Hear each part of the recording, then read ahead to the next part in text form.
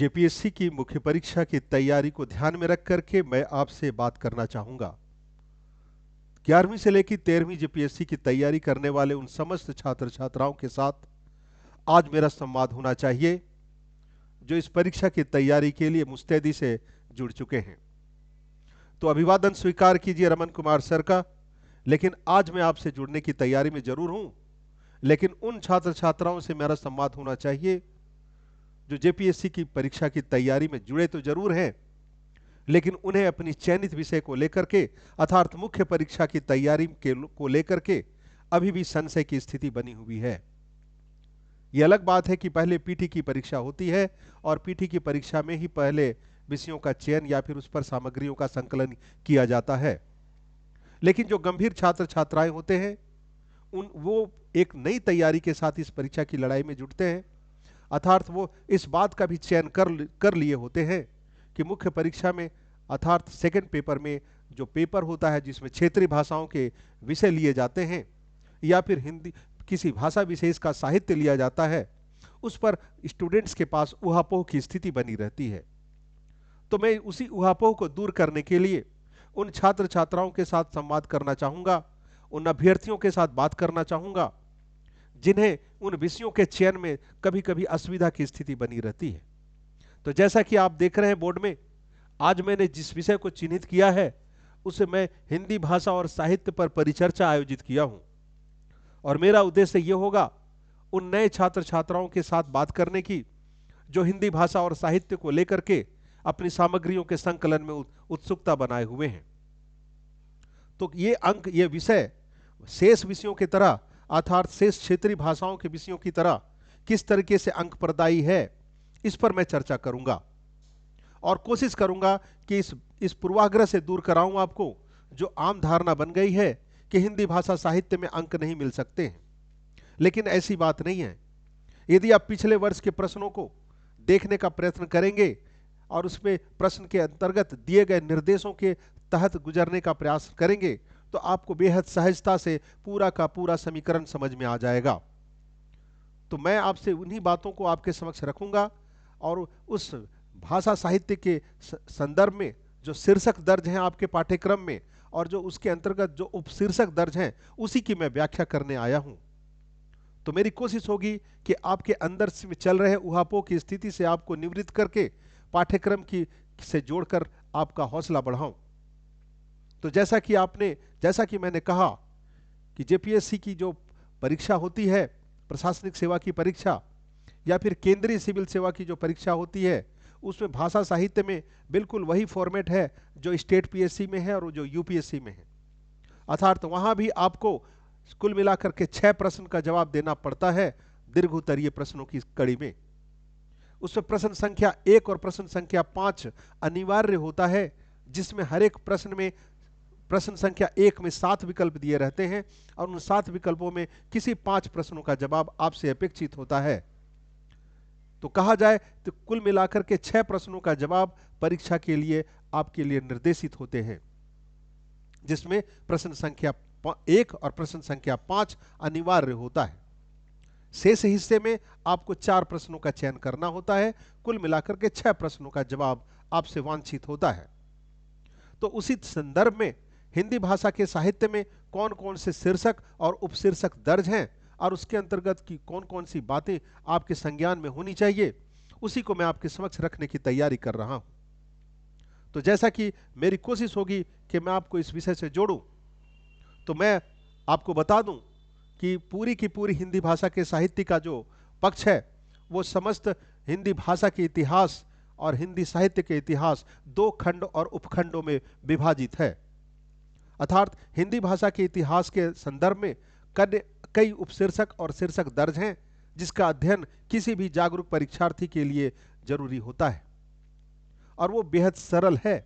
यदि आप उस पर थोड़ी सी सुगमता से अपनी पकड़ बनाने की पहल करेंगे तो निसंदेह यह विषय भी आपके लिए अन्य क्षेत्रीय भाषाओं की तरह उतना ही अंक प्रदायी होगा और बेहद सहजता से इसके पूर्णांक अर्थात 150 अंकों के पूर्णांक में आप बेहद सहजता से सम्मानजनक अंक अर्जित कर सकते हैं। तो यह अंक कैसे अर्जित किया जाए, इस दिशा में मैं आपका हौसला बढ़ाना चाहूंगा और मैं चाहूंगा कि इस दिशा में आप प्रयत्नशील रहें, और मैं आपको विश्वास दिलाता हूं कि मेरे साथ पढ़ते हुए या मेरे साथ अध्यापन की सामग्रियों को जोड़ते हुए, अध्ययन सामग्रियों को जोड़ते हुए आप इस हद तक मजबूत हो जाएंगे कि परीक्षा में आपको कहीं कोई शंका नहीं रह जाएगी। तो जैसा कि मैंने कहा कि हिंदी भाषा के इतिहास के संदर्भ में किन किन शीर्षकों का ज्ञान आपसे वांछित है, उसी की कड़ी में आपसे मैं कुछ बातें बताऊंगा। जहां आवश्यक होगा वहां मैं कुछ समझाने की भी कोशिश करूंगा।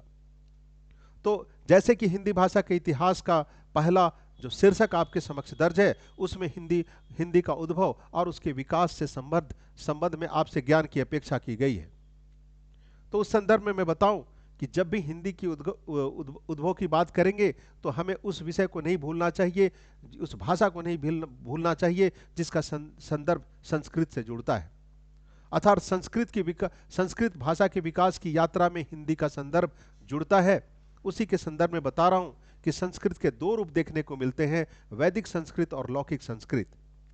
तो लौकिक संस्कृत और वैदिक संस्कृत किस तरीके से अपने कालखंडों में होते हुए हिंदी को आकार पाती गई, उसी का संदर्भ में बताना चाहूंगा आपसे। तो जैसा कि मैंने बताया कि 500 ईसा पूर्व से लेकर के आसपास के समय का कालखंड जो है संस्कृत से पाली भाषा से जुड़ता है, और उसके बाद पाली भाषा से आकार पाते हुए अपनी विकास यात्रा में वो वहां से प्राकृत भाषा का नाम पाता है। तो यहां तक आपको समझने की जरूरत है। इसकी विशद व्याख्या आपके जब व्याख्यान मेरे द्वारा दिया जाएगा तो आपको बेहद सहजता से सारी चीजें समझ में आ जाएंगी। आपके इस पाठ्यक्रम को मैं सांकेतिक रूप से आपके समक्ष रखने की कड़ी में थोड़ी सी जानकारी अपभ्रंश से भी जोड़कर दे देता हूं। अर्थात अपभ्रंश के कालखंड को यदि मैं देखूं तो 500 से लेकर के 1000 ईसा पूर्व तक का कालखंड अपभ्रंश से जुड़ता है। तो कुल मिलाकर कहा जाए कि हिंदी की विकास यात्रा में सर्वप्रथम संस्कृत, संस्कृत से पाली, पाली से प्राकृत और प्राकृत से अपभ्रंश, और उसके उपरांत हिंदी अर्थात हिंदी भाषा का संदर्भ जुड़ता है। तो इसी विकास यात्रा को आपको अपने पाठ्यक्रम में जोड़ा गया है अन्य शीर्षकों से। इसी को आप विधिवत पढ़ने का प्रयत्न करेंगे। चलिए इस कड़ी में थोड़ी सी चर्चा मैं अवहट्ट को लेकर कर दूं। तो अवहट्ट शब्द भी आपकी भाषा से, आपके पाठ्यक्रम से जुड़ा हुआ है। अर्थात इसकी काल अवधि देखी जाए तो 900 से लेकर 11 ईस्वी तक का कालखंड अवहट्ट से जुड़ता है। ये अवहट्ट भाषा जो है रही, ये वो कालखंड का भाषा था जिसमें तद्भव शब्दों का प्रयोग देखने को सर्वाधिक मिलते हैं। और साहित्य में कहा जाए कि साहित्य में इसका प्रयोग देखा जाए तो 14वीं शताब्दी ईस्वी तक बना रहता है। और इसी के कहा जा सकता है कि अपभ्रंश और पुरानी हिंदी के संक्रमण के काल को अवहट्ट की संज्ञा दी जा सकती है। तो आपके शीर्षकों में क्रमानुसार मैं सांकेतिक रूप से बताते हुए यह बताने की कोशिश कर रहा हूं कि उन शीर्षकों में अन्य बातें क्या दर्ज हैं। तो आप जैसे ही पाठ्यक्रम को खोलेंगे और उसमें सिलसिलेवार आप अध्ययन करेंगे तो बिंदुवार आपको कई शीर्षकों का सामना करना पड़ेगा। उसमें पुरानी हिंदी का भी जिक्र है। अर्थात एक शीर्षक है जिसमें पुरानी हिंदी की भाषा के वर्गीकरण का भी उल्लेख है। तो यहां मैं बता दूं कि 1000 ईस्वी से लेकर के 1000 ईस्वी का जो आखिरी दशक रहा, यह वो कालखंड था जिससे पुरानी हिंदी का नाम दिया गया। इस नाम देने के पीछे चंद्रधर शर्मा गुलेरी ने इसे पुरानी हिंदी का कालखंड बताया था। तो इसके बाद कुल मिलाकर कहूं मैं संक्षेप में तो 11वीं शताब्दी से लेकर के 14वीं शताब्दी तक का ये जो कालखंड है वो पुरानी हिंदी से जुड़ता है। तो इसके बारे में भी विस्तृत और विशद व्याख्या आपको मेरे नोट्स के जरिए मिल जाएगी और व्याख्यान के जरिए भी मिल जाएगी। और उस पर आधारित पूछे जाने वाले प्रश्न कैसे होंगे और उनकी दीर्घोत्तरीय व्याख्या कैसी होगी, ये मेरे व्याख्यान के जरिए या क्लास के जरिए या ऐप के जरिए आप तक पहुंचने की तैयारी में है। उन शीर्षकों में अगर मैं आगे गतिमान स्थिति से बढ़ूं तो आपके शीर्षक में ध्वनि विज्ञान का भी जिक्र किया गया है। तो ध्वनि विज्ञान भी आपको पढ़ना है। तो आपको मैं जहां तक ध्वनि विज्ञान की बात आ गई तो मैं बता दूं ध्वनि विज्ञान के अंतर्गत आपको जो पढ़ना है तो सार्थक ध्वनि क्या होते हैं और निरर्थक ध्वनि क्या होती है, इसका परिचय आपसे मांगा गया है। तो जहां तक मैं बताऊं कि सार्थक ध्वनि की अगर बात चली है तो सार्थक ध्वनि की परिभाषा क्या देनी चाहिए, इसको आप सुन लें। अर्थात सार्थक ध्वनि वे ध्वनियां हैं जिन्हें मनुष्य विशिष्ट प्रयोजन के लिए अपने मुख के नियत स्थान से अर्थात स्थिति से निश्चितता प्रदान करने के लिए निश्चित प्रयत्न के द्वारा जो ध्वनि को उच्चारित करता है उसी को सार्थक ध्वनि कहते हैं। तो मैंने कहा कि जैसा कि ढेर सारी जानकारियां आपसे अपेक्षित हैं इस कड़ी में आपके शीर्षक में एक और संदर्भ जुड़ता है जिसको मैं देवनागरी लिपि के उद्भव और विकास से जोड़कर देखता हूं। तो जब आप सिलेबस देखेंगे तो उसमें हिंदी भाषा के इतिहास में आपको देवनागरी लिपि के उद्भव और विकास की यात्रा पढ़नी है। तो इसके संदर्भ में आपको ज्ञान होना चाहिए कि देवनागरी लिपि का प्रयोग सर्वप्रथम गुजरात के शासकों के द्वारा अर्थात जयभट्ट नामक राजा के द्वारा सर्वप्रथम 7वीं से 8वीं शताब्दी के आसपास इसका प्रयोग उनके शिलालेखों से प्राप्त होता है। तो इन सारी बातों को मेरे नोट्स के जरिए आप विस्तृत तरीके से पा सकते हैं। इसके अलावा अगर मैं बात करूं इसके उद्भव और विकास की यात्रा को अर्थात देवनागरी की, तो आप इसमें आपको जानना चाहिए कि राष्ट्रकूट और विजयनगर के शासकों के द्वारा भी उसी कालखंड में देवनागरी का भरपूर प्रयोग देखने को मिलता है। यह इतिहास के पन्नों में दर्ज है। और यहां तक अगर इसके नामकरण की बात की जाए तो गुजरात के नागर ब्राह्मणों के द्वारा प्रयोग किए जाने के कारण और संस्कृत भाषा अर्थात देवों की भाषा संस्कृत से जुड़ने के कारण इस लिपि का नाम देवनागरी पड़ गया। तो ये मैं इशारे से बता रहा हूं ताकि आपको विषय के प्रति आसक्ति हो जाए, उससे स्नेह हो जाए और आप सहजता से विषयों की सारगर्भित व्याख्या समझने में सक्षम हो सके। यह मैं बताने की कोशिश करूंगा कि जब आप देवनागरी की भाषा और लिपि का अध्ययन करेंगे तो उनके गुणों और दोषों का भी अध्ययन आपके सिलेबस में दर्ज है। तो एक तरफ देवनागरी लिपि के जब गुण होंगे तो दोष भी होंगे। तो इन सारी चीजों को विधिवत आपके व्याख्यान में दर्ज कराया जाएगा। अब मैं थोड़ी सी शीर्षक को ही आगे लेते हुए चलता हूं कि और कौन कौन सी बातें आपके सिलेबस में दर्ज हैं। उसमें आपको शब्द शक्ति से भी जुड़ने की अपेक्षा की गई है। अर्थात शब्द शक्ति के अंतर्गत क्या आपसे पढ़ना है वो मैं इशारे से बता दूं कि शब्द के प्रकारों को पढ़ना है, जिसमें वाचक शब्द, लक्षक शब्द और व्यंजक शब्दों का ज्ञान आपसे अपेक्षित किया गया है। इसी तरह से अगर आप इसके बारे में और विशद जानकारियों को जोड़ने की कड़ी में देखेंगे तो अर्थ की बोधक शक्तियों के आधार पर इन्हें शब्द शक्ति को 3 भागों में बांटा जाता है, जिसका विस्तृत व्याख्या आप तक पहुंचने की तैयारी में है, जैसे अभिधा, लक्षणा और व्यंजना, है ना। ये सारी बातें मैं इशारे से बता रहा हूं ताकि उन शीर्षकों पर जो संदर्भित विषय हैं, उपविषय हैं, इस पर आपकी जानकारी पहले से ज्यादा और सुगठित हो जाए। आपके शीर्षक में इसके अलावे शब्द भंडार का भी शीर्षक अंकित है, जिसमें शब्द भंडार का मतलब अंग्रेजी में जिसको वोकैबुलरी कहते हैं, इस ज्ञान की भी अपेक्षा की गई है। अर्थात हिंदी में शब्द भंडारों के बारे में जब आप पढ़ेंगे तो इनको कई आधार पर शब्द भंडारों का वर्गीकरण किया गया है, जैसे स्रोतों के आधार पर कहा जाए, गठन के आधार पर कहा जाए, प्रयोग के आधार पर कहा जाए, इस तरह से प्रयोग क्षेत्र के आधार पर कहा जाए। तो इस समस्त चारों बिंदुओं को आधार में मानते हुए आपको शब्द भंडार के अध्ययन की अपेक्षा की गई है। चूंकि भाषा साहित्य का विषय है, इसलिए साहित्य के संदर्भ में आपके ज्ञान भी विशिष्ट होने की आवश्यकता है, लेकिन ये बेहद सहजता से संभव है क्योंकि हम सभी हिंदी भाषा भाषी छात्र हैं और छात्राएं हैं, और बहुत सारे ऐसे छात्र हैं जिन्हें क्षेत्रीय भाषाओं में पकड़ न होने के कारण वो हिंदी के प्रति उनको ये जानकारी देना बेहद जरूरी हो जाता है। इसलिए कतई आप घबराए नहीं, हिंदी भाषा साहित्य बेहद सरल भाषा साहित्य है, जिस पर ढेर सारी सामग्रियां सहजता से यदि पहुंचाए जाए तो बहुत अच्छे अंक अर्जित किए जा सकते हैं। तो जैसा मैं इशारे से बता रहा था कि स्रोत के आधार पर शब्द भंडार को किन नामों से जाना जाता है, तो आप अपने स्कूली जीवन में इसको अपने तत्सम शब्द, तद्भव शब्द, देशज शब्द और विदेशज शब्द जैसे शब्दावलियों से आपने जाना सुना है। तो मैं बता रहा हूं उन छात्र छात्राओं से संवाद करने की स्थिति में हूं जो सिविल सेवा की तैयारी में मुख्य परीक्षा में हिंदी भाषा साहित्य को अपना वैकल्पिक ये कहा जाए तो पेपर नंबर 2 में आपने उसे चुनना चाहा है या अभी भी उसमें संशय की स्थिति बनी हुई है, तो मेरा परामर्श है कि आप उस विषय को चयनित करके मेरे द्वारा समस्त व्याख्यान को और उसके जुड़े हुए नोट्स को अपने साथ जोड़ करके अपने इस परीक्षा में अधिकतम अंक पाने की स्थिति की ओर बढ़ चलेंगे। आपके सिलेबस में बोलचाल की भाषा का भी अध्ययन वांछित है, जहां हिंदी को बोलचाल की भाषा के रूप में आपकी जानकारी की अपेक्षा की गई है।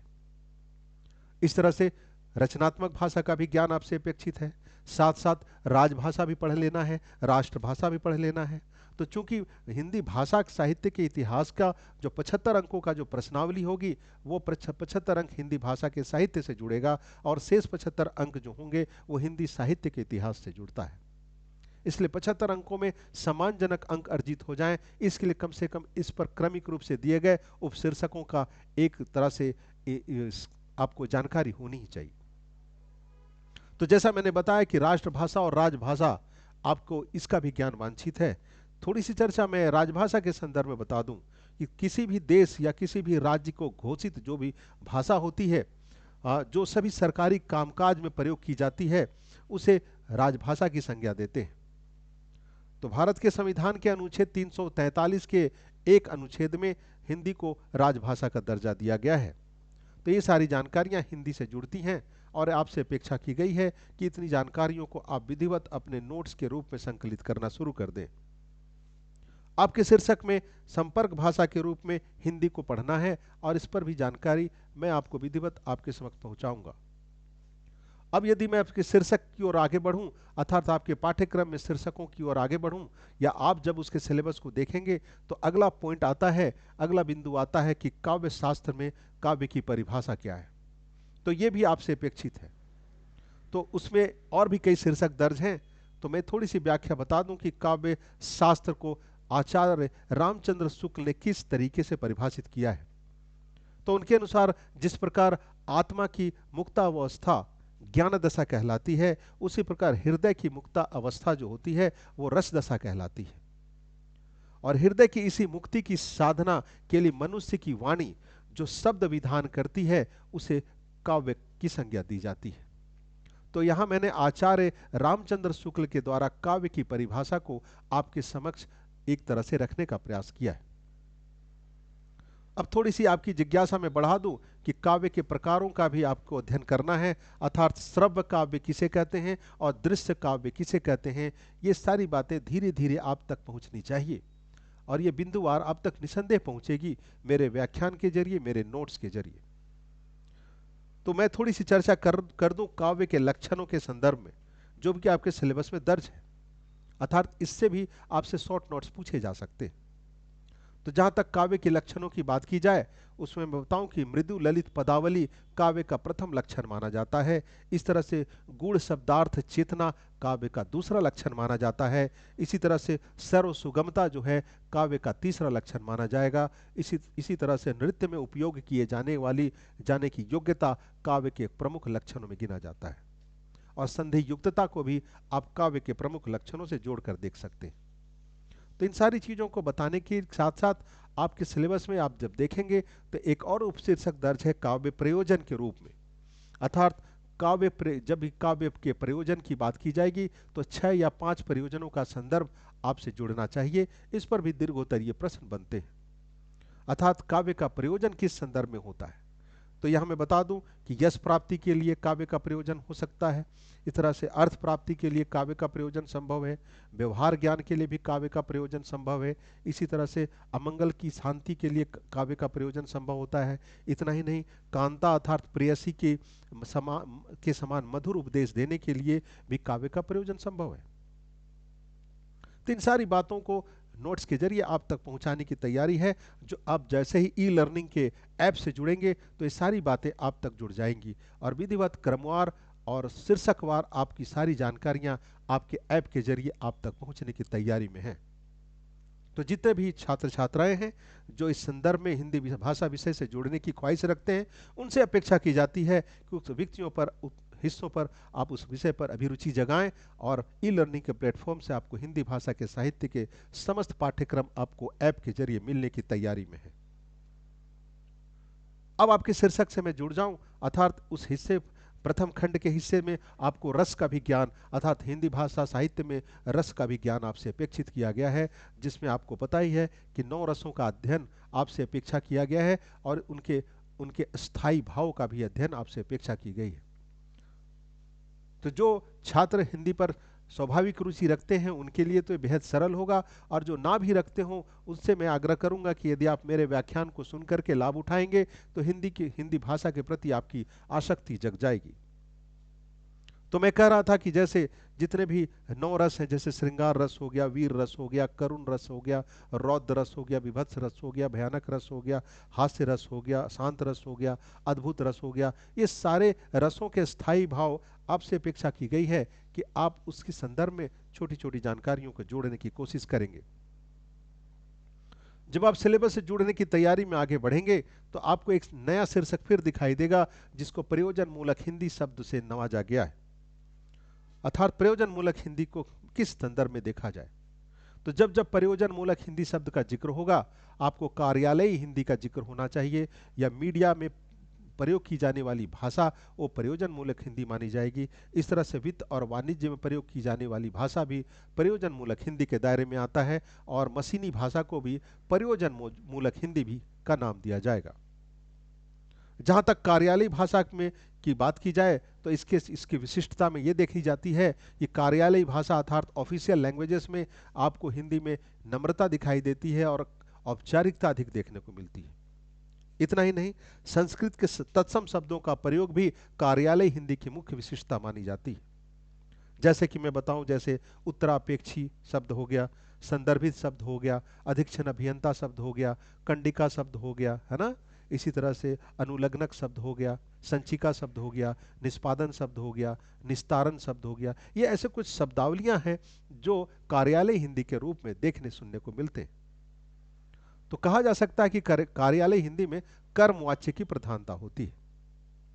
तो इसी तरह से जनसंचार में हिंदी भाषा का प्रयोग के रूप में हिंदी की क्या वजूद है या किस तरीके से उसका अध्ययन करना है, यह आपसे अपेक्षा की गई है। इस तरह से व्यावसायिक हिंदी के रूप में भी हिंदी का ज्ञान आपसे अपेक्षित किया गया है। यहां तक यदि आप पढ़ लेते हैं तो उसका एक हिस्सा और आपका इंतजार करता है, जो हिंदी के व्याकरण से जुड़ा होता है। अर्थात हिंदी के व्याकरण को जो आपने स्कूली जीवन से सीखा है, जिसमें संज्ञा, सर्वनाम, विशेषण, क्रिया विशेषण, समास, श्रुति संभिनार्थक शब्द, अनेक शब्दों के बदले एक शब्द, और संधि विच्छेद, ये सारी जानकारियां किसी भी जिज्ञासु पाठक के लिए अपेक्षित विषय होता है, जिसमें यदि वो सम्मानजनक पकड़ बनाए तो अधिकतम अंक इन हिस्सों से जरूर बटोरे जा सकते हैं। तो यहां तक मैंने अपने व्याख्यान के प्रथम खंड में हिंदी भाषा के इतिहास से जुड़ करके कुछ महत्वपूर्ण जानकारियां आप तक साझा किया है। चलिए इस दिशा में अब थोड़ा द्वितीय खंड की बात कर ली जाए, अर्थात हिंदी साहित्य के इतिहास के संदर्भ से मैं आपको जोड़ने की कोशिश कर रहा हूं। अर्थात खंड 2 से जोड़ने की कोशिश कर रहा हूं। अर्थात अगले 75 अंकों के से जुड़े हुए शीर्षक और उपशीर्षक किस प्रकार की आपके ज्ञान की अपेक्षा करते हैं, इससे मैं जोड़ना चाहूंगा। तो जब उनके अंतर्गत उपशीर्षकों का चयन करेंगे तो देखिएगा हिंदी साहित्य या फिर कहा जाए हिंदी साहित्य के इतिहास का लेखन परंपरा के बारे में आपको या उसकी समस्या का अध्ययन आपसे वांछित किया गया है। इस तरह से हिंदी के इतिहास के दर्शन की भी व्याख्या आपसे मांगी जाती है। इसके बाद एक और शीर्षक दर्ज है, अर्थात हिंदी साहित्य के इतिहास का जो काल विभाजन है, उसके कालावधि को विभिन्न कालखंडों से आप तक जानने की अपेक्षा की जाती है। वो किसी भी जिज्ञासु पाठक से अपेक्षा की जाती है कि हिंदी साहित्य की इस काल विभाजन का अध्ययन कर ले। जैसा कि मैं कह रहा हूं कि आरंभिक काल से लेकर के वर्तमान काल की अवधि कब तक इस मानी जाती है, उसका मैं प्रारंभिक जानकारी या सांकेतिक जानकारी आपको दे रहा हूं। तो जहां तक काल विभाजन की बात है तो आरंभिक काल की अवधि मानूं तो 700 से लेकर के 1444 विक्रम संवती तक आरंभिक काल का नामकरण दिया जाता है। इस तरह से माध्यमिक काल की बात की जाए तो 1445 ईस्वी से लेकर के 1680 तक का जो कालखंड है, ये इस कालावधि को, इस विक्रम संवती के कालखंड को आप इसको माध्यमिक काल का नाम दे सकते हैं। यह अलग बात है कि हिंदी साहित्य के काल विभाजन को लेकर के अलग अलग शिक्षाविदों के द्वारा इसका काल का विभाजन किया गया है, उसका भी मैं चर्चा करूंगा थोड़ी देर। लेकिन चलिए अलंकृत काल की बात कर ली जाए। तो अलंकृत काल की कालावधि 1681 ईस्वी से लेकर के 1889 विक्रम संवती तक मानी जाती है। इसी तरह से परिवर्तन काल की अगर मैं बात करूं तो 1890 ईस्वी से लेकर के 1925 ईस्वी तक का कालखंड या इस विक्रम संवती तक का कालखंड परिवर्तन काल के नाम से हिंदी साहित्य के इतिहास से जुड़ता है। इस तरह वर्तमान काल की बात की जाए तो 1926 से लेकर के 2000 तक की इस विस्तृत कालावधि को वर्तमान काल की संज्ञा दी गई है। अब थोड़ी इससे हट करके यदि मैं रामचंद्र शुक्ल के द्वारा हिंदी साहित्य के इतिहास के इस विकास यात्रा को देखूं तो मैं कह सकता हूं कि वीर गाथा काल या यूं कहा जाए आदिकाल के नाम से प्रथम हिस्से को अभी विभूषित किया गया है, जिसकी काल अवधि 1050 ईस्वी से लेकर के 1375 ईस्वी तक का कालखंड वीर गाथा काल के नाम से जाना जाता है। इतना ही नहीं, भक्ति काल की बात करूं तो 1375 ईस्वी से लेकर के 17 ईस्वी तक का कालखंड भक्ति काल से नाम जुड़ता है और इसकी विस्तृत जानकारी किसी भी जिज्ञासु पाठक से अर्थात साहित्यिक रुचि रखने वाले उस परीक्षार्थियों से अपेक्षा की जाती है जो ई लर्निंग के प्लेटफॉर्म से आपको विशद व्याख्या, पूरे व्याख्यान और ऐप के जरिए सारी चीजें आप तक विधिवत पहुंचने की तैयारी में है। इसी तरह से रीति काल का भी अध्ययन आपसे अपेक्षित किया गया है, अर्थात 1700 से लेकर के 1900 ईस्वी तक का कालखंड रीति काल से जुड़ता है, जिसमें विभिन्न रचनाकारों की कृतियां का अध्ययन आपसे वांछित है। जहां तक गद्य काल की बात की जाए तो 1900 से लेकर के अब तक अर्थात 2000 ईस्वी तक का कालखंड को गद्य काल का नामकरण दिया गया है। तो ये जो मैंने सांकेतिक रूप से बताया, इस पर थोड़ी थोड़ी सांकेतिक व्याख्या मैं जोड़ दूं। यदि मैंने आदिकाल या वीर गाथा काल का संदर्भ बताया, चलिए थोड़ी सी उसकी चर्चा कर ली जाए। अर्थात 1050 से लेकर के 1375 ईस्वी तक का कालखंड को यदि मैं वीर गाथा काल का नाम दूं तो इसमें जो प्रवृत्तियां रहीं या जो रचनाएं रची गई उनकी प्रवृत्तियों पर भी आपका ध्यान आपसे अपेक्षित किया गया है। तो इस कालखंड में जो भी रचनाएं रची गई, चाहे काव्य के संदर्भ में, चाहे फिर यूं कहा जाए गद्यात्मक रूप से तो विशेषता ये थी कि इस कालखंड में वैसी कोई रचना गद्य के रूप में देखने को नहीं मिली। हाँ, काव्यात्मक कृतियां जरूर देखने को मिली। तो उसकी विशिष्टता कुछ ये रही कि वीर रस की साथ श्रृंगार रस का पुट इस कालखंड में जो रचित रचनाओं में देखने को मिलता है। इतना ही नहीं, युद्ध के सुंदर और सजीव चित्रण इस कालखंड की रचनाओं में देखने को मिलता है। साथ साथ में बात करूं कि कल्पना का प्राचुर्य भी देखने को मिलता है, अर्थात वीर गाथा काल के कालावधि में रचित रचनाओं में। इतना ही नहीं, इतिहास के अपेक्षा काव्यत्व की अधिकता देखने को मिलती है और विषय के अनुरूप ओजमयी भाषा का प्रयोग भी देखने को मिलता है इस कालावधि में रचित रचनाओं में। साथ साथ में जोड़ दूं, डिंगल और पिंगल भाषा का प्रयोग भी इसी कालावधि की विशिष्टता मानी जाती है। और अगर इस कालावधि के प्रमुख कवियों की मैं बात करूं तो अमीर खुसरो का नाम जुड़ना चाहिए, विद्यापति का नाम जुड़ना चाहिए, गुरु गोरखनाथ का नाम जुड़ना चाहिए। चलिए, इसके बाद की जो दूसरी कालावधि है आचार्य रामचंद्र शुक्ल के द्वारा बताई गई, जिसे मैं पूरे मध्यकाल या फिर भक्ति काल का नाम दे दूं, तो इसमें आपको इसकी कालावधि 1300 ईस्वी से लेकर के 1700 ईस्वी तक मानी जाती है। और इस कालखंड में जो भी रचित रचनाएं हुई, अगर उनकी प्रवृत्तियों की बात की जाए तो मैं प्रवृत्तियों को सगुन निर्गुण धारा के काव्य के संदर्भ में देखूं और सगुन काव्य धारा के नाम से देखूं और निर्गुण काव्य धारा के नाम से भी इसको जाना जा सकता है।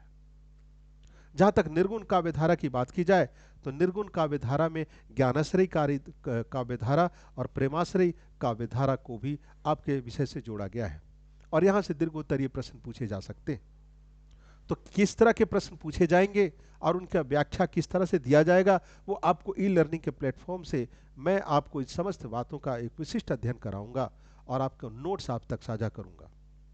तो जहां तक ज्ञानाश्रयी काव्यधारा की बात की जाए इस कालखंड की अर्थात भक्ति काल की, तो उसके प्रणेता रहे हैं कबीर। इस तरह से प्रेमाश्रयी काव्य शाखा की बात की जाए तो इसके प्रणेता जायसी को माना जाता है।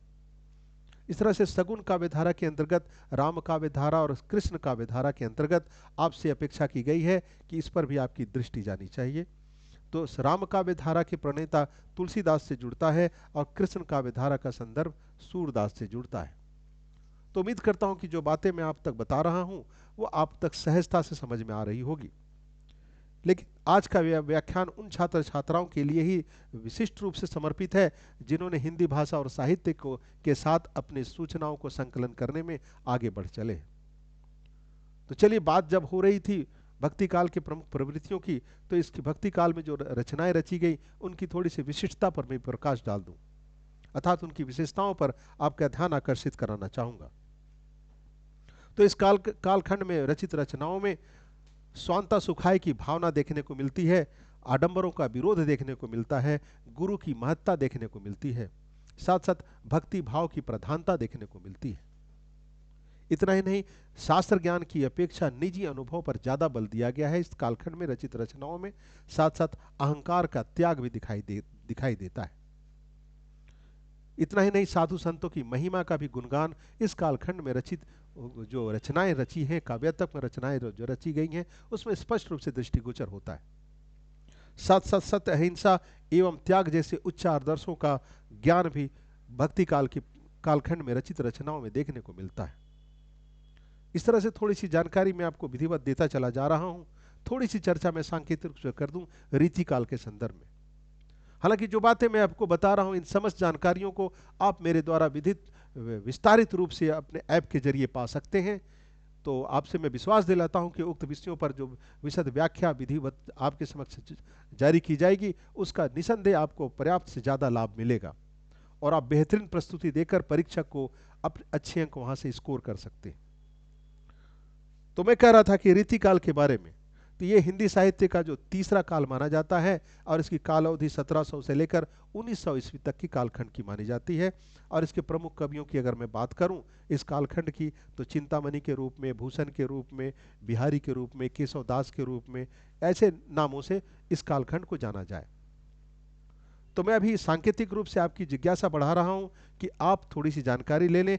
आधुनिक काल से भी जुड़े हुए जानकारियों से आपसे अपेक्षा की गई है। तो ढेर सारी जानकारियां मैं आप तक पहुंचाने की कड़ी में हूं। तो हिंदी साहित्य के इतिहास का एक और पन्ना बेहद महत्वपूर्ण है, जिसमें कहानी, एकांकी, उपन्यास, नाटक, रिपोर्टाज जैसे शब्दों से आपसे अपेक्षा की गई है। और बहुत सारे प्रमुख रचनाकारों के रचनाएं और उनकी कहानियां, उपन्यास और उनके में जो प्रमुख पात्र हैं, उन कहानियों में, नाटकों में उनके चरित्र चित्रण की भी व्याख्या आपसे परीक्षा में मांगा जाएगा। तो जहां तक प्रेमचंद भी आपके सिलेबस में दर्ज है ना, उसी तरह से आपको ओम प्रकाश वाल्मीकि पढ़ना है, प्रियमदा की भी कहानी पढ़नी है ना। इतना ही नहीं, आपको जैनेन्द्र का भी कहानी पढ़ना है, मोहन राकेश का नाटक पढ़ना है, और भी कई हैं जानकारियां जो आपसे अपेक्षित है। और इन संदर्भों पर जो विस्तृत व्याख्या और इनके संदर्भों में जो भी इनकी रचनाएं हैं, उन पर जुड़े हुए प्रश्नों को और उनकी विशद व्याख्या जब मैं आपके समक्ष विधिवत साझा करता चला जाऊंगा, तो आपकी जिज्ञासा और बढ़ती चली जाएगी और विषय के प्रति आपका प्रेम और स्नेह जग जाएगा। तो इन सारी जानकारियों को आप तक कैसे पहुंचे, इसके लिए आवश्यक है कि आप हमारे ऐप से जुड़ें और ई लर्निंग के प्लेटफॉर्म से जुड़ें, ताकि आपको विधिवत और विस्तृत व्याख्या आप तक पहुंचे। तो इसके लिए मैं आपको बता दूं कि आपको इसके साथ करना क्या है। आपको ये जो संपर्क सूत्र है आप देख सकते हैं। इस संपर्क में आप जब कम्युनिकेट करेंगे तो इसमें आपको इस नंबर से आप जुड़ जाएं। इस नंबर की, ये झारखंड ई लर्निंग का ऐप है, आप इसे काइंडली देख लें। यही वो नंबर है जिसमें संपर्क करके आप विषय के विशिष्ट ज्ञान को मुझसे और मेरे व्याख्यान के जरिए नोट कर सकते हैं और समस्त विषयों को विधिवत और एक सीमित अवधि पर और गुणवत्ता के साथ मैं आप तक पहुंचाने की प्रॉमिस करता हूं। तो एक बार आप बोर्ड में देख लें, ये नंबर संपर्क नंबर है 9934163069 और ऐप का नाम है झारखंड ई लर्निंग ऐप। तो इसके जरिए आप समस्त हिंदी भाषा साहित्य के जो भी जानकारियां हैं वो आप तक पहुंचने की तैयारी में है।